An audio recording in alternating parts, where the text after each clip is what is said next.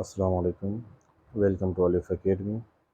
Class 8 की geography को आगे बढ़ाते हुए आज हम पढ़ेंगे difference between peninsula and island कि पेनिनसुला और आइलैंड में क्या डिफरेंस है।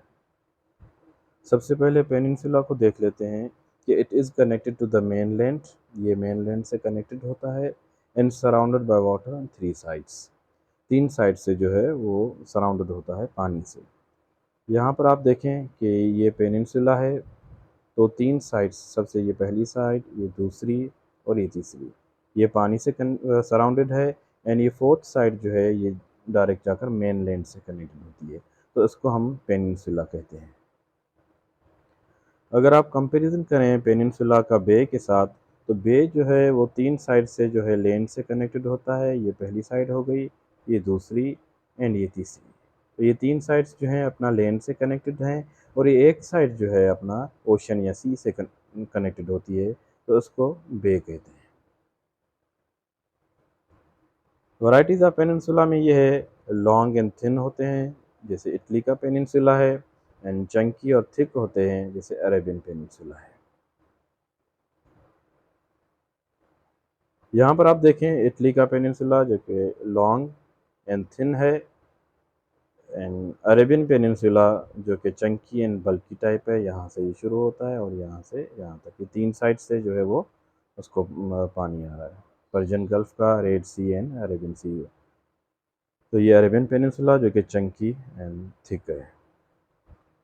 कुछ और एग्जांपल्स हैं जैसे कोरियन पेनिनसुला है जो कि north Korea and south Korea ये कवर करता है, and Male peninsula country Malaysia जो है इसी पेनिनसुला के ऊपर है, एंड बाजा कैलिफोर्निया पेनिनसुला जो कि मेक्सिको में है। ये लॉन्ग एंड थिन पेनिनसुला है और इसके साथ साथ गल्फ ऑफ कैलिफोर्निया है जो डीपर इनलेट ऑफ वाटर है। केप न्यूयॉर्क पेनिनसुला जो कि ऑस्ट्रेलिया में पाया जाता है, ये यहाँ से यहाँ तक ये है Cape New York peninsula.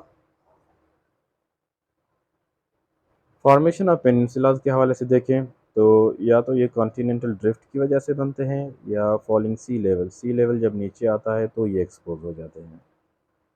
Continental drift ये है कि कॉन्टिनेंटल प्लेट्स जी की जो है कन्वर्जेंस होती है, जब ये मूव हुई थी तो उसके बाद ये पेनिनसुला जो है वो ज़ाहिर हुए और ये बन गए। देन दूसरा ये है कि फॉलिंग सी लेवल के फॉल होने से पेनिनसुला जो है वो एक्सपोज हो गया। यहाँ पर आप देखें जैसे पानी नीचे आता है तो ये लैंड मास जो है ऊपर ज़ाहिर होता है और ये जो है तीन साइड से जो है वो पानी से सराउंडेड है। ये वाली साइड, ये दूसरी साइड, ये तीसरी साइड, और ये फोर्थ साइड जो है ये लैंड मास से कनेक्टेड है, तो उसको हम पेनिनसुला कहते हैं, जो कि बना है फॉल ऑफ सी लेवल के फॉल की वजह से। आइलैंड्स को हम देख लेते हैं। Islands are surrounded by water from all sides. चारों तरफ से जो है वो पानी से सराउंडेड होता है। अगर सिंगल हो तो हम उसको आइलैंड कहते हैं, अगर बहुत ज़्यादा आइलैंड जो है एक साथ मौजूद हों तो उनको हम आर्किपेलागो कहते हैं। साइज़ वेरिएशन के हवाले से अगर देखा जाए तो सबसे बड़ा आइलैंड जो है वो ग्रीनलैंड आइलैंड है जो कि आर्कटिक एंड अटलांटिक ओशन के बीच में है। देन न्यू गिनी आइलैंड जो कि साउथ वेस्टर्न पैसिफिक ओशन में है, एंड ब्रिटेन जो कि नॉर्थ अटलांटिक ओशन में है। Britain is made up of three countries जिसमें इंग्लैंड, वेल्स एंड स्कॉटलैंड जो है ये आ जाती हैं।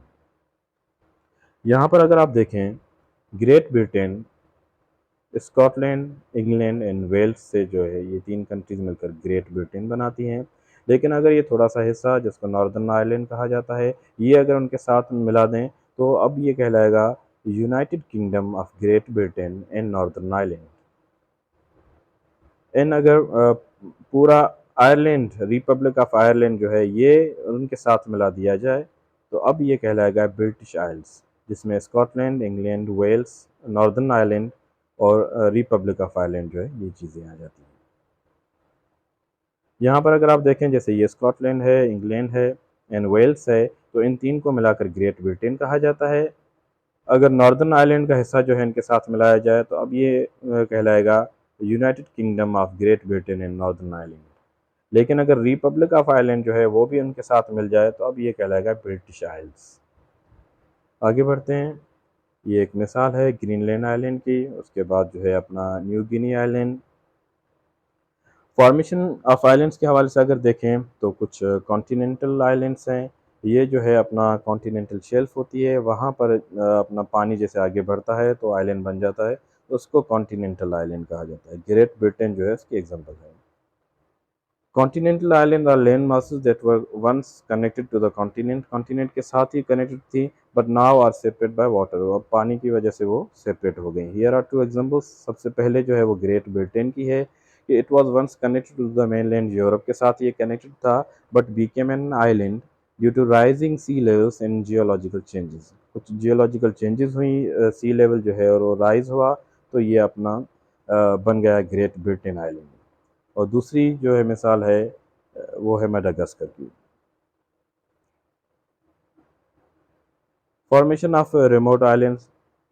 ओशन के अंदर जो बहुत दूर आइलैंड्स बनते हैं वॉल्केनिक एक्टिविटी की वजह से। अब वॉल्केनिक एक्टिविटी होती है और उसके बाद वॉल्केनो जो है वो रप्चर होकर अपना ओशन से ऊपर आ जाता है, तो जब वो ठंडा होता है तो वो आइलैंड बन जाता है, तो उसको हम कहते हैं अपना फॉर्मेशन ऑफ रिमोट आइलैंड्स, जो कि वॉल्केनिक एक्टिविटी की वजह से बनते हैं, ओशनिक आइलैंड ये कहलाते हैं। एंड कोरल आइलैंड फॉर्मेशन, जो कि कोरल रीफ जो है वो पाइलअप हो जाती है, उनकी अक्यूमुलेशन होती है। एंड उसके बाद बहुत टाइम के बाद जब आइलैंड बन जाता है तो उसको कोरल आइलैंड फॉर्मेशन कहते हैं, या अटोल फॉर्मेशन जिसको कहा जाता है।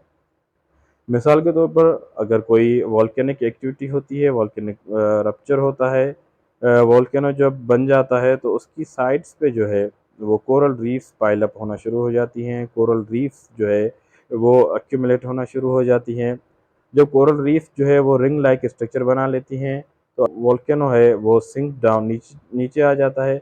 जैसे ही नीचे आता है तो ये रिंग लाइक स्ट्रक्चर जो जो बन जाता है, इसको कोरल आइलैंड या अटोल कहा जाता है। अब उसके अंदर पानी जाता है तो उस पानी को लगून कहा जाता है। तो ये था आइलैंड एंड पेनिनसुला के हवाले से। आई होप कि आपको समझ आया होगा। अगर कोई सवाल है तो वो आप पूछ सकते हैं। Thank you so much.